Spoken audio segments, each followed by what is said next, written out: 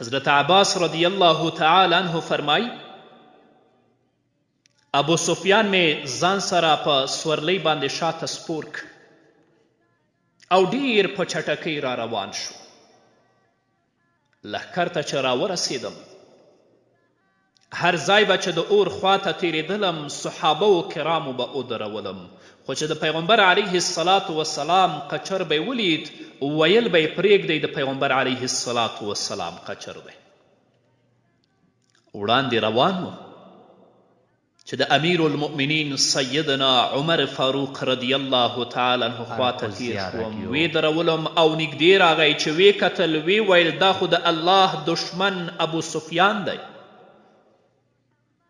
ډیر شکر دی چې الله رب العزت په لاس راوستی، اوس به د سر له تنې نه بیلوم. عباس رضی الله تعالی عنه فرمای حضرت عمر رضی الله تعالی عنه په منډه پیغمبر علیه الصلاة والسلام ته ور روان شو او ما هم خپلې کچرې ته قمچینه ورکړه. خو دا چې هغه پیاده و نو زه ترې وړاندې ورسېدلم او په ډیر تلوار ورښکته شو. حضرت عمر رضی الله تعالی عنه هم را ورسید او وی ویل یا رسول الله ابو سفیان الله تعالی په لاس راوست او اوس خو زمونږ او د دوی ترمنځ سوله هم نشته، نو ما ته اجازه راکړه چې سر ترې ووهم، سر یې له تنې نه جدا کړم.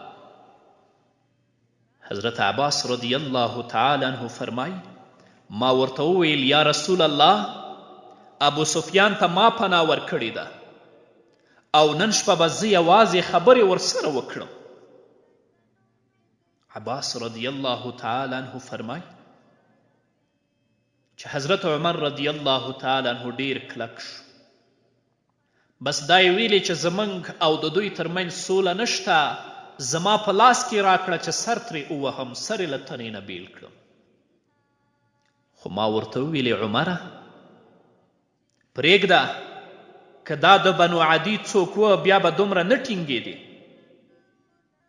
خو ته پوهیږې چې د عبدالمناف د کورنۍ غړی دی، یعنې که ابو سفیان ستا د قبیلې غړی وی نو بیا به ته دومره نه وی ټینګ شوی، خو اوس ستا د قبیلې غړی نه دی نو ځکه ټینګې او دا وایې اصرار کوي چې ماته په لاس راکړئ چې سر یې له تنې نه بیل کړم. عباس رضی الله تعالی عنه فرمای کله مې چې دا خبره حضرت عمر رضی الله تعالی عنه ته وکړه نو عمر رضی الله تعالی عنه راته ویل ګوره عباسه زه ستا په مسلمانېدو تر خپل پلار هم ډیر خوشحاله وم، ځکه چې ستا په مسلمانېدو باندې پیغمبر علیه الصلاة والسلام ډیر خوشحالیدلو. حضرت عباس رضی الله تعالی عنه فرمای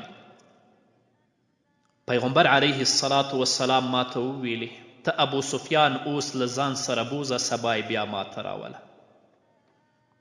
عباس رضی الله تعالی عنه فرمایي ابو سفیان مې له ځان سره بوت، شپه یې له ما سره تیره کړه، سبا مې بیا نبي کریم صلی الله علیه وسلم ته راوست.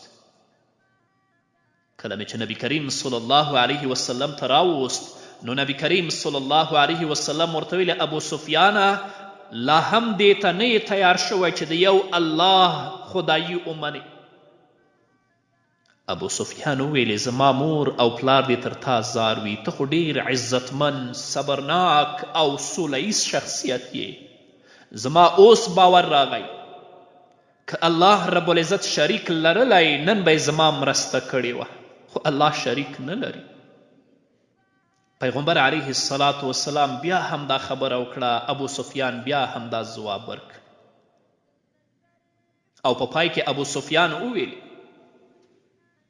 زما لا په دې هکله چې الله یو دی پوره باور نه دی راغلی.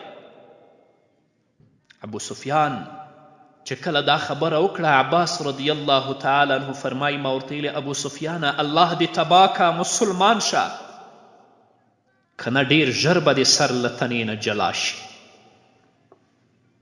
کله مې چې دا ورته وویلې نو ابو سفیان د شهادت کلمه ولوستله او مسلمان شه. اشهد ان لا اله الا الله واشهد ان محمدا عبده ورسوله. عباس رضی الله تعالی عنه فرمای ما پیغمبر علیه الصلاة والسلام ته وویلې یا رسول الله ابو سفیان له عزت او فخر سره مینه لري نو که یو څه ځانګړنه مو ورکړه. پیغمبر علیه الصلاة والسلام وفرمایل نن که هر څوک د ابو سفیان کور ته ننوځي هغه به خوندي وي. دغه راز که څوک خپلې دروازې وتړي او په کور کې کینی او یا مسجد حرام ته ننوځي هغوی به هم خوندي وي. بیا رسول الله صلی الله علیه وسلم ما ته وفرمیل عباسه ابو سفیان بوزه او په هغه کنډو کې ودروه چې ټولې لښکرې د تیریدو په حال کې وویني. عباس رضی الله تعالی عنه فرمایي ما ورته ویلې سمه ده یا رسول الله. ابو سفیان مې ځان سره روان ک او دواړه په هغه کنډو کې چې پیغمبر علیه الصلاة والسلام راته ښوولی ودرېدو. په دغه لاره ټولې لښکرې له خپلو خپلو جنډو سره تیریدلې او هر ډله به چې راغله ابو سفیان به پوښتنه کوله چې دا څوک دي. ما به ورته ویل دا د فلانۍ قبیلې خلک دي. ده به ویل له دوی سره زما څه کار دی. آخر یوه توره زغره واله ډلګۍ چې په وسلو ښه سنبال او اوسپنیزې خولې په سر وې او یوازې سترګې ښکارېدې راورسېده. دا هغه قهرمانان وو چې یوازې د پیغمبر علیه الصلاة والسلام ساتنه یې کوله. دا کنډک چې تیر شو ابو سفیان په حیرانتیا سره پوښتنه وکړه چې دا کم خلک دي. ما ورته وویل دا پیغمبر صلی الله علیه وسلم و او خوا و شاترې د مهاجرینو او انصارو سرتیري ول. ابو سفیان حیران شو وی ویل په الله قسم عباسه دا وراره خو دې سم پاچا دی. ما ورته ویلې پاچا نه پیغمبر دی. هغه ویلې هو همداسې ده. عباس رضی الله تعالی عنه فرمایي ما ورته ویلې زه اوس نو ورشه د خپل قوم غم وخوره. زما په دې خبره باندې ابو سفیان لاړه په مکې مکرمه کې په زوره اعلان وکړه ای قریشو محمد صلی الله علیه وسلم له یو داسې لښکر سره را روان دی چې تاسې هیڅکله مقابله نشئ کولی او یوازې هغه خلک به خوندي وي چې زما کور ته پناه راوړي. کله چې ابو سفیان دا خبره وکړه میرمنې هندي ابو سفیان له بریتو راونیو او وی ویل دا تور شیطان ووژنئ. ده خو ډیر بد خبر راوړ. ابو سفیان خلکو ته وویل الله مو ووهه د دې میرمنې په خبره ونه غولېږئ. زه چې څه درته وایم په همدې باور وکړئ. خلکو ورته ویلې موږ ټول به کله ستا په کور کې ځای شو.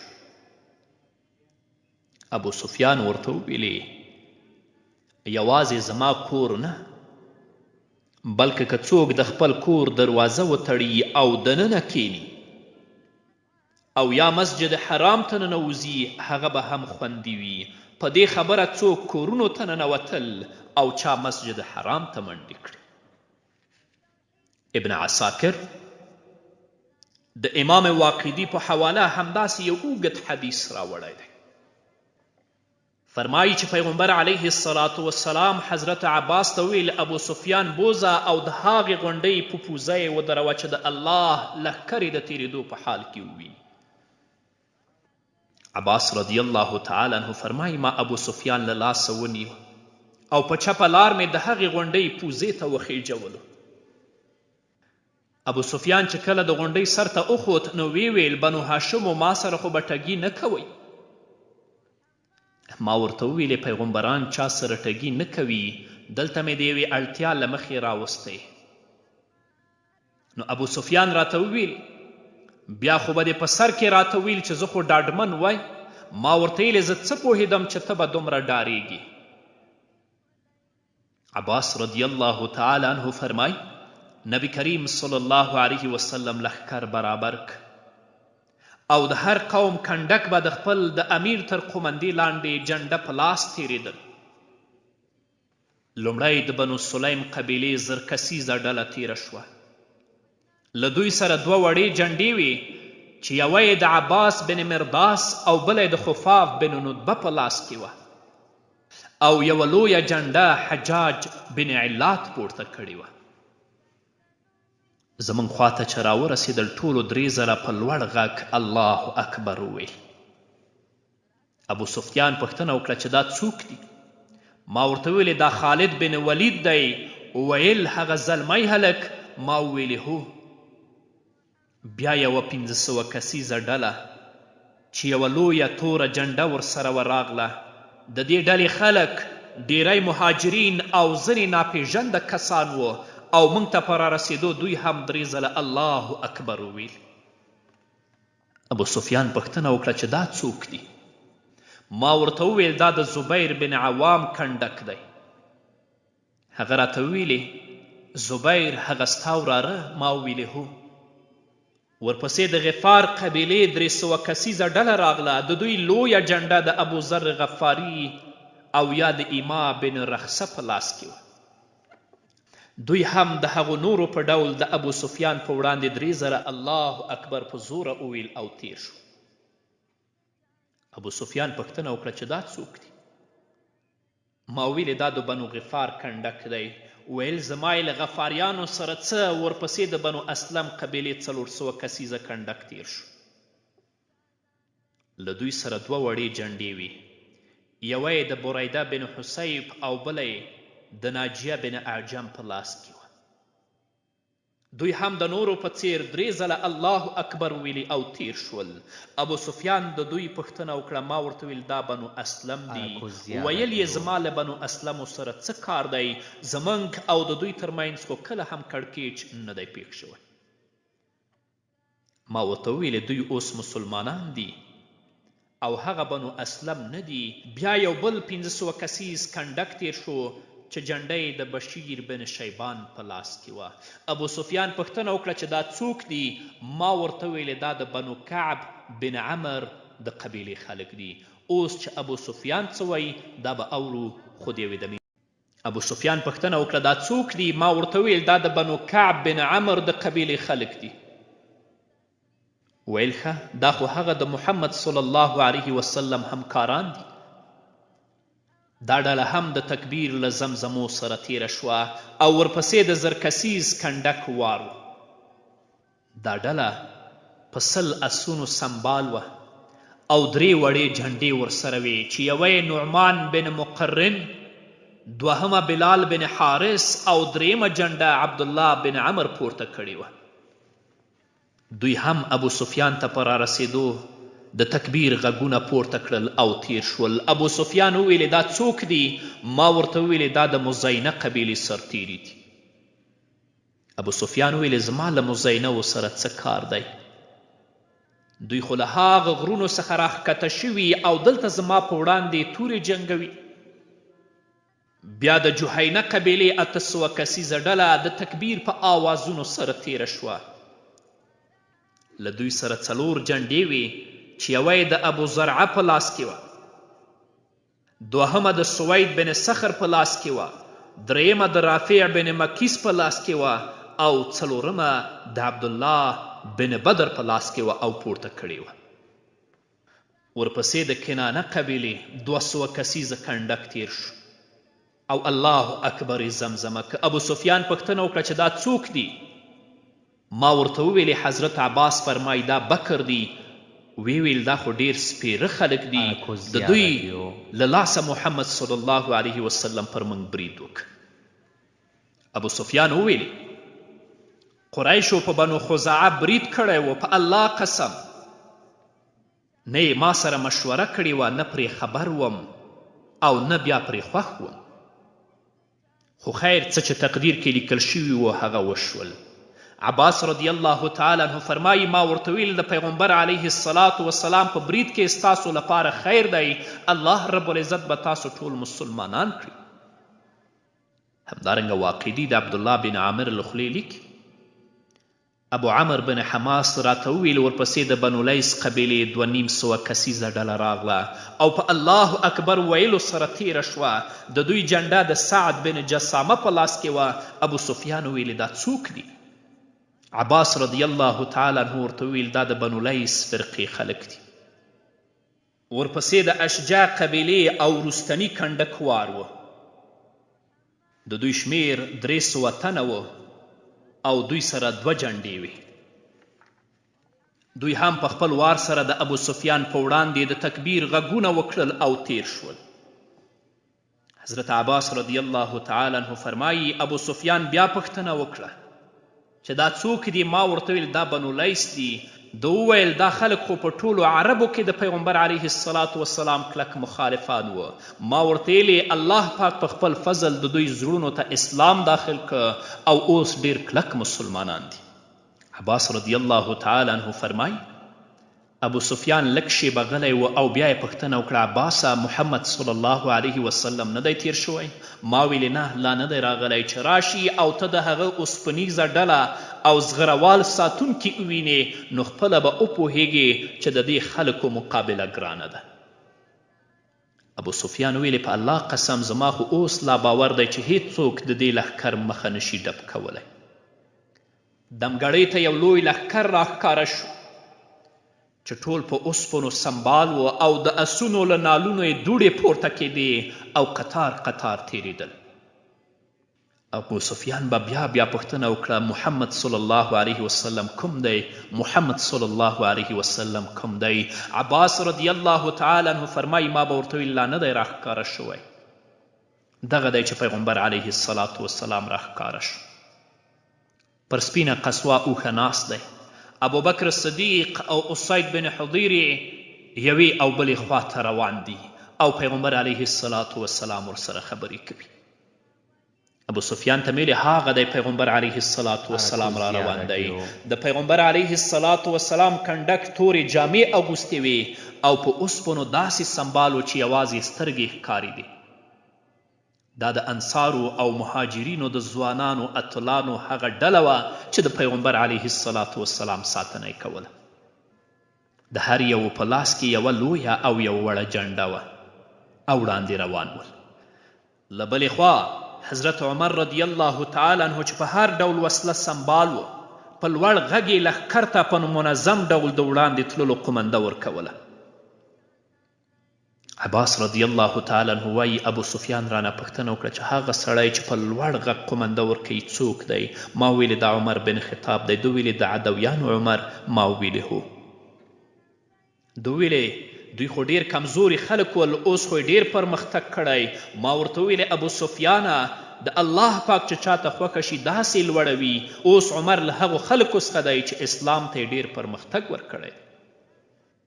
راوی وایي له دې ځانګړي کنډک سره 2000 زغرې وې او پیغمبر علیه الصلاة والسلام خپله جنډه سعد بن عباده ته ورکړې وه. سعد بن عباده د لښکر په سر کې روان و او ابو سفیان ته چې راورسېده په زوره یې ویل نن د وینې تویولو ورځ ده، نن به د حرم حرمت نه وي او نن به الله پاک قریش رسوا او ذلیل کړي. ابو سفیان دا خبرې په غوږ کې ونیولې او پیغمبر صلی الله علیه وسلم چې راورسېد ورنارې یې کړه یا رسول الله تا دې ملګرو ته امر کړی چې قریش ووژني؟ سعد او ملګري چې دلته راورسېدل داسې خبرې کولې. که رښتیا داسې وي نو د الله په خاطر له خپل قوم سره داسې مه کوئ. ته خو ډیر نیک او سوله ییز شخصیت یې. عبدالرحمن بن عوف او عثمان بن عفان ویل یا رسول الله که سعد رښتیا دا خبره کړې وي بیا خو هسې نه چې نوموړی په قریشو برید وکړي. پیغمبر علیه الصلاة والسلام وفرمیل ابو سفیانه داسې نه ده، نن د رحم ورځ ده او نن به الله پاک قریشو ته عزت ورکوي. بیا یو صحابي ته امر وکړه ورته یې ورشه سعد ته ووایه چې جنډه خپل زوی قیس ته ورکړه. استازي چې سعد ته د پیغمبر علیه الصلاة والسلام پیغام وروړه هغه ویلې تر څو چې ما ته د پیغمبر علیه الصلاة والسلام کومه نښه نه وي راغلي زه په دې خبره باور نشم کولی. استازی بیرته راغی نو پیغمبر علیه الصلاة والسلام خپله مبارکه پګړۍ ورکړه. سعد چې د پیغمبر علیه الصلاة والسلام لنګوټه ولیده سم د لاسه راشاته شو او جنډه یې قیس ته ورکړه. حضرت عمر رضی الله تعالی عنه فرمایي د مکې د فتح په ورځ نبی کریم صلی الله علیه وسلم صفوان بن امیه، ابو سفیان بن حرب او حارث بن هشام را وغوښتل. نو ما په زړه کې وویل نن خو دوی زموږ په لاس کې دي نو زه به ټول هغه چې دوی موږ سره کړي دي ور یادوم. خو چې راغلل پیغمبر علیه الصلاة والسلام ورته ویل نن زه تاسو سره هغه څه کوم چې یوسف علیه السلام له خپلو ورونو سره کړي وه. لا تثریب علیکم اليوم یغفر الله لکم وهو ارحم الراحمین. پر تاسو کومه پړه نشته، الله دې بښنه درته وکړي او هماغه تر ټولو زیات رحم کوونکی دی. پیغمبر علیه السلام چې دا خبره وکړه، زه له شرمه خولې خولې شوم او ویل مې که نن دې کومه بې فکره خبرې کړې وی نو څومره به بده وه. امام بیهقي د امام شافعي رحمه الله په حواله د امام ابو یوسف رحمه الله له خولې لیکلي، د مکې مشرکین په مسجد حرام کې سره راټول ول. پیغمبر علیه السلام ورته ویل تاسو نن څه فکر کوئ؟ هغه ویلې ته زموږ مهربان رور او وراره یې، نو موږ باور لرو چې نن به ته موږ سره ښېګڼه کوې. پیغمبر علیه السلام ورته وفرمیل نن تاسو ټول آزاد یاست. په بلې خپرونه کې به د عکرمه بن ابي جهل د مسلمانېدو واقعه اورو. نو قدرمنو اوریدونکو، دا وه زموږ د نن ورځې خپرونه چې ستاسو درانه حضور ته وړاندې شوه. تر بلې خپرونې پورې چې زه بیا هم ستاسو درانه حضور ته راځم، تاسو ټول په لوی او بښونکي الله سپارم. پاتې ژوند مو نیکمرغه، ښاد، بریالي او کامیاب اوسئ.